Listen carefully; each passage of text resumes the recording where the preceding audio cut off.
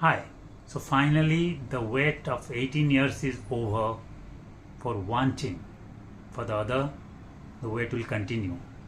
RCB finally achieved the glory and the cup and the trophy which they felt they always deserved to win, with the kind of teams they had, the players they had, the kind of fans they have, who are one of the most passionate section of fans along with CSK in IPL history, and also for Virat Kohli, who has been waiting for 18 years, and it seemed at one point that maybe that would be one white ball trophy that would be not in his hand before he retires. But he has completed the grand slam of cricket, or white ball cricket at least, by winning everything, and yesterday was the final icing in the cake for him. After 18 long years, he had the trophy. So wearing the 18 number shirt at the 18th attempt, they finally won it. So congratulations to RCB and commiserations to Punjab Kings, who have been brilliant throughout the season.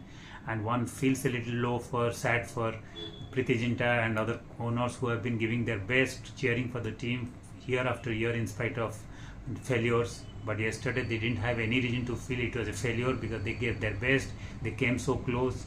And I'm sure with the kind of team, their captain, their coaching staff, and the work ethic and the strategy and approach in place, it won't be too far or too long before they also taste that success which RCB had yesterday. Now, what was the difference between the two teams, and what was the difference between the RCB of earlier years and this year? So there are two parts to it. I'll first address yesterday's final and try to address it because it's very simple. The difference was only one man, that was Krunal Pandya. When you are chasing 9.5 runs to win a game, which again looks to be a slightly below par, and then you have such great fabulous batters in your arsenal, then a bowler comes along and then he takes 2 for 17 in 4 overs with a miserly economy rate of 4.25. That means you are actually trying to score nearly 11 point something from the 16 overs. So that is actually almost a Herculean task on a pitch which was slightly sticky, and in the big pressure final, and with some very inexperienced, talented but inexperienced players of great exuberance who have never played such kind of finals. So Krunal Pandya was the difference between win and loss. Krunal Pandya was the difference between RCB and Punjab Kings. Krunal Pandya was the difference between the trophy and heartbreak. So no doubt about it, the rest of the players were there to contribute, but Krunal Pandya was the single biggest factor yesterday. And then who can forget Bhuvneshwar Kumar, the man of all weathers, all seasons, the man who keeps on performing silently without boasting anything, without arrogance, without cockiness, without abuse, without sledging, without trying to take a lot of credit. He silently performs, and he performs in every season and every year for whatever franchise he plays for. Who can forget in 2016, in a game where 208 was the target for RCB and RCB ended up scoring 200, how they lost that game by just 8 runs? It was because of Bhuvneshwar Kumar. He bowled brilliantly and gave away just 25 runs in 4 overs, that is 6.25, in a game with 10 plus asking rate. When a bowler gives just 4.25 runs per over for 4 overs, that game is actually never has a chance for the opponent. So he just ensured that RCB was strangulated and could never reach the final destination that day. And yesterday he did the same. He came in the 17th over, took 2 wickets for just 8 runs when the chase was really on, and Stoinis had just hit a 6, but then he took Stoinis' wicket, and one more 6, the game could have been Punjab Kings, because ultimately they lost by 6 runs. So Bhuvneshwar Kumar once again bowled that brilliant 17th over where he took 2 for 8 to completely pull the game towards RCB. And then next over, yes, Dayal comes inspired by Bhuvneshwar's spell and with new batsmen in the crease, and then he bowls 1 over for just 5 runs and takes a wicket, and that almost completely sealed the game in favor of RCB.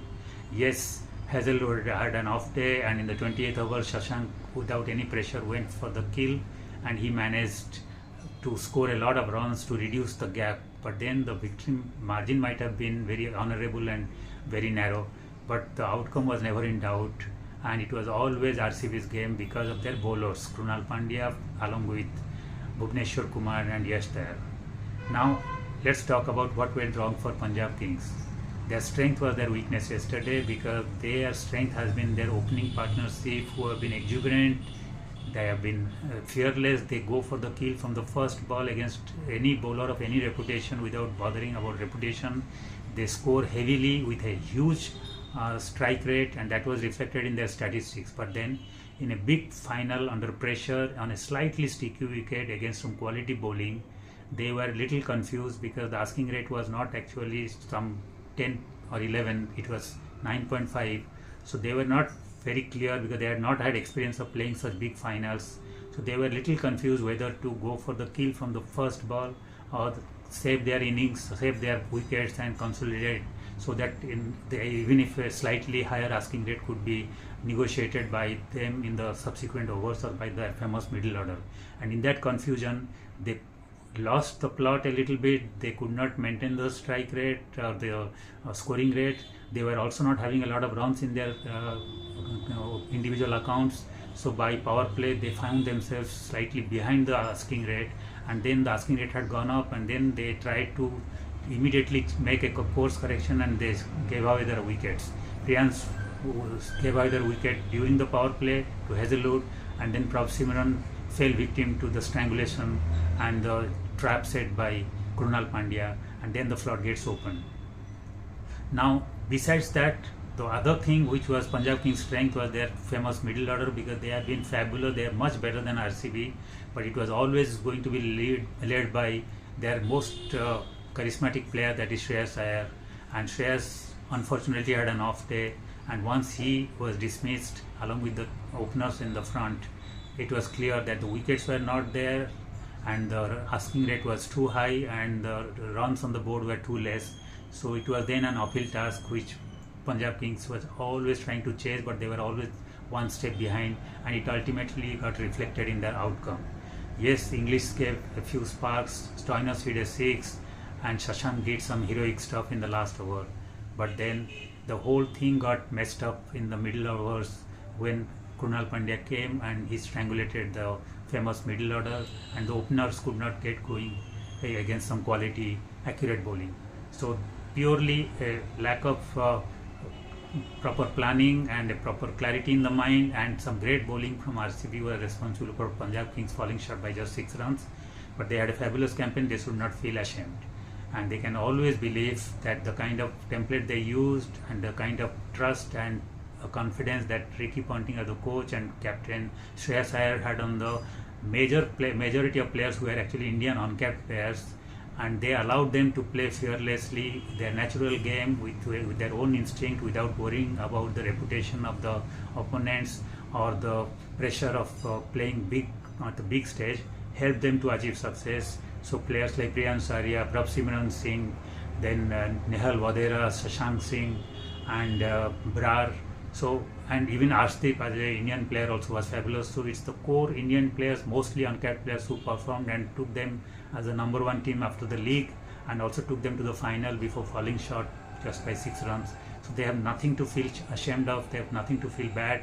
They can use this template. They can have that confidence in Ponting and Shreyas Iyer to inspire them, and they can go one step forward next year and achieve that glory which has been eluding them.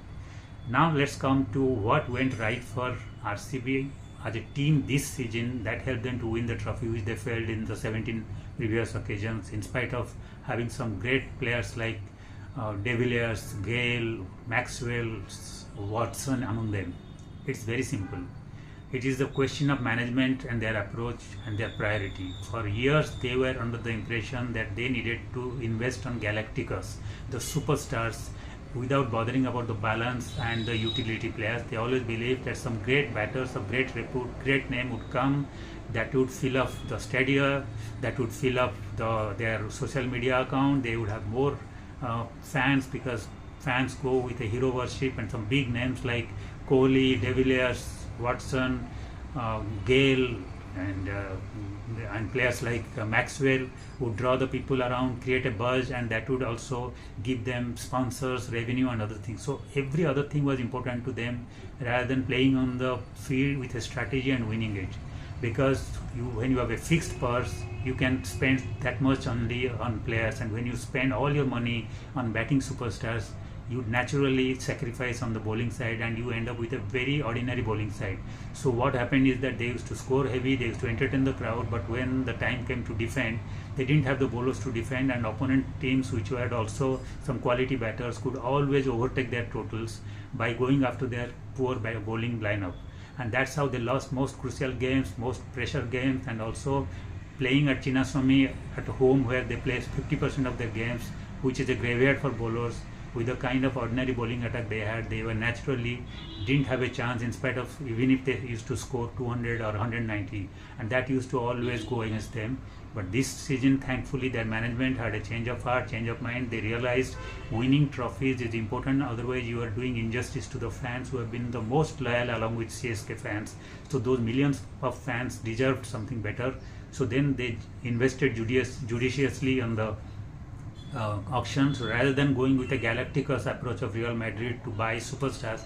They tried to also divide their purse and go for some quality bowlers, and then you saw Hazelwood coming in, who turned out to be the best seam bowler of IPL 2025, because when he came to the final he had already taken 21 wickets in 11 games with 11.7 strike rate and average of 15, which is like best ever I think among all the bowlers this time around. He was much better. There was daylight between him and any other bowler in this campaign. So he was by far the best seam bowler and to some extent the best bowler of this IPL 2025, and he was singularly responsible for them to carry them to the final with his bowling, at least in the bowling department.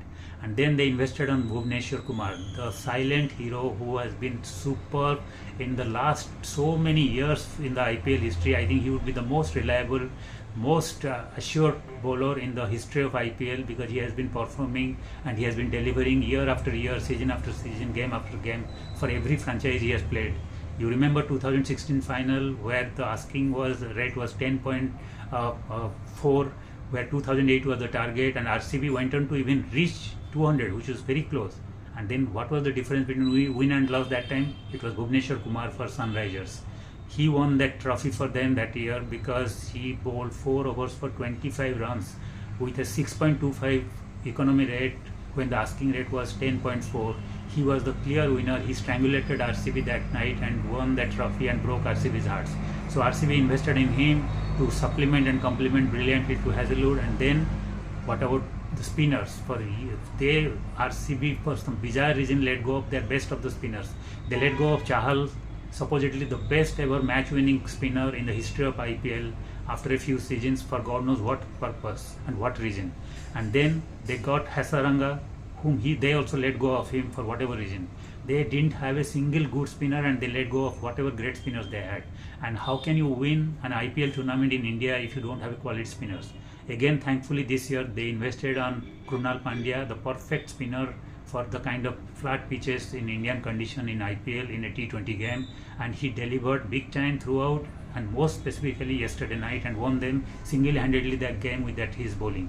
And then they also invested on Suez, who is a pretty exciting talent and who is going to even get better and better. He has been superb in this spell in most of the games, and he will get even better by the next season, and he will be a real asset to them. So it's that bowling which has been stronger, better, with depth and with truth and with potency, which has been the difference between the earlier editions of RCB and this edition, and that's what turned out to be the difference, and that's what won them the trophy. Now coming to Punjab Kings, they have nothing to feel ashamed of. They have done brilliantly in this season. They can go one step forward next season and win the trophy. So commiserations to Punjab Kings, congratulations to RCB. You had a fabulous season and you deservingly won it. Deserving